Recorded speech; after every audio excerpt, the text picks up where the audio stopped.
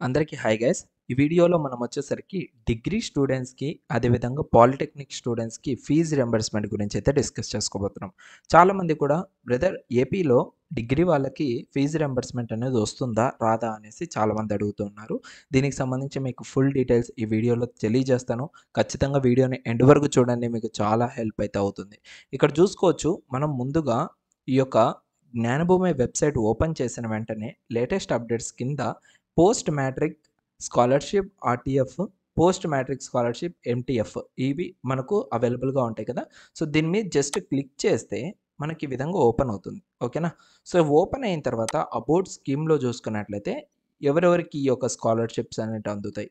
To eligible students belongings to SC ST BC EBC other than Kapu minority differently abled categories on a saturation basis ఇలా మనకు provide చేస్తుంటారు. ఎవరి eligibility కాదు and ఎవరెవరికి ఎంత fee reimbursement వస్తుంది. 10,000 per person to ITI students and 15,000 per person to polytechnic students, 20,000 per person for other degree and above courses per year to every eligible student.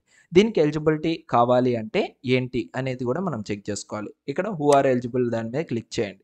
Eligible students కింద చూసుకున్నట్లయితే all the students pursuing polytechnic ITI and degree and above level courses in government aided private colleges affiliated to state universities and boards అనేసి mention చేశారు. And day scholar students in college attached hostels అంటే CAH and అదేవిధంగా డిఏహెచ్ department attached hostels ఉన్న వాళ్ళకు కూడా ఇది eligibility అనేది ఉంటుంది. అండ్ మీకు మ్యాండేటరీగా 75% మనకి అక్యురేట్గా మనకైతే అటెండెన్స్ అయితే మ్యాండేటరీగా అయితే ఉండాలి.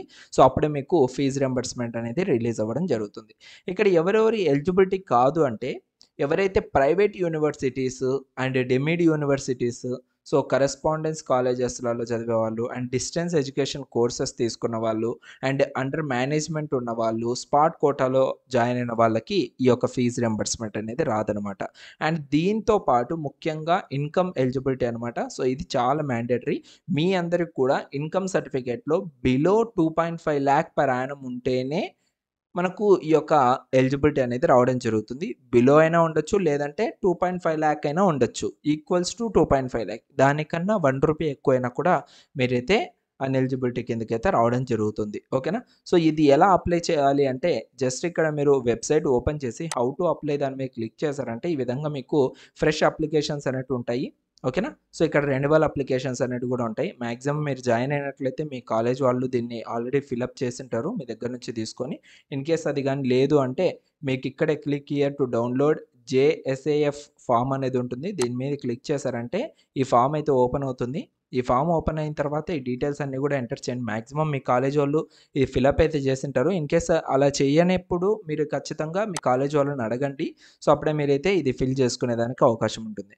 ఇన్ కేస్ అలా కాదు అంటే ఇక్కడ చూడండి, ఇక్కడ స్టెప్ 1 ఫస్ట్ డౌన్లోడ్ చేయాలి. May also be collected from the college అనేసి కూడా ఇచ్చారు.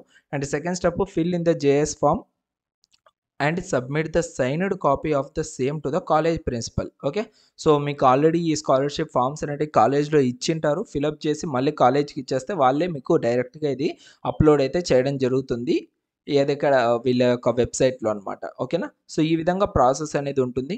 అండ్ ఎలా మనము ఆ ప్రాసెస్ అంతా కూడా తెలుసుకోవాలి అనేసి ఎవరికైనా ఇంట్రెస్ట్ ఉంటే కింద కామెంట్ సెక్షన్లో కామెంట్ చేయండి. బ్రదర్ ఎలా ఆ ఫామ్ని ఫిలప్ చేయాలి, ఎలా మనం సబ్మిట్ చేయాలి, దాని తర్వాత ప్రాసెస్ ఎలా ఉంటుంది, మనకు టోటల్గా ఈ యొక్క క్వాలిఫికేషన్ లైక్ ఎలిజిబిలిటీ రావాలి అంటే అనేసి అడిగారంటే నేను ఖచ్చితంగా దానికి పైన వీడియో కూడా నేను పర్టికులర్గా చేసి మీ అందరికి కూడా అప్డేట్ అయితే ఇవ్వడం జరుగుతుంది. ఓకేనా. ఈ వీడియో మీకు కనుక యూస్ఫుల్ అయితే ఛానల్ని సబ్స్క్రైబ్ చేసుకొని నెక్స్ట్ వచ్చే వీడియోస్ని కూడా కంటిన్యూ అయితే చేసుకోండి. Thank you so much guys. See you in next video.